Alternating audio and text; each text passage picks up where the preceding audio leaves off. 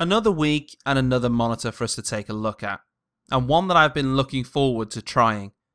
The Aoc G277Opqu. It's a bit of a mouthful, but it's a 27-inch, 144Hz gaming monitor. Again, thank you to Aoc for providing me with this monitor to review. As always, let's first take a look at what comes in the box.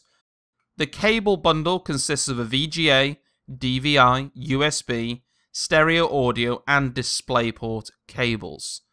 Also in the box is a CD containing the user manual, drivers and an app for tweaking the monitor's settings, as well of course as the power cable.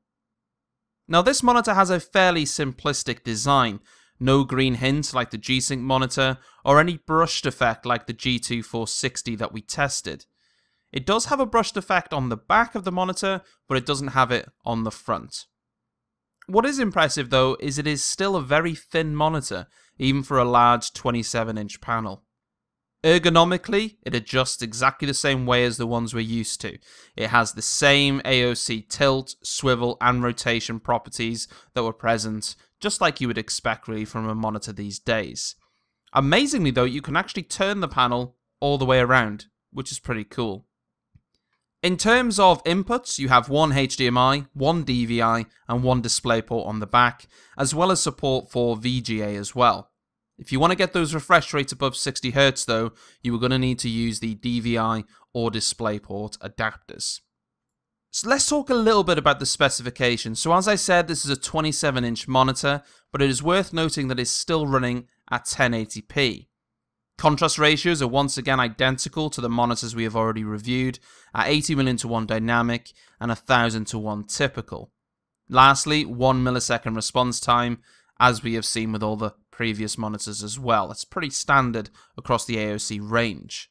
Now let's just cover the fact that this monitor is still 1080p.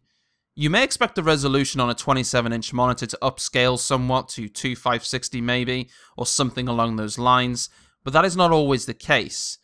When you start having a native resolution above 1080, it means that you have to have the required PC to start rendering games at that higher resolution, and not everyone is in a position to do that, but some people still want a larger monitor. What this monitor does is it sits itself right in the middle ground, so you can have the benefits of a 27-inch display without having the extra overheads of running your game at a higher resolution.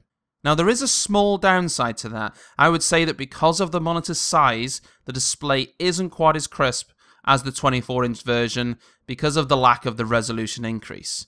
It isn't a major thing though, and games are still smooth as butter when they're running at 144Hz. Overall, it's a great monitor and it gives that extra boost in terms of size. Once again as well, the menu is significantly better than the original G-Sync model I reviewed, which is a good sign.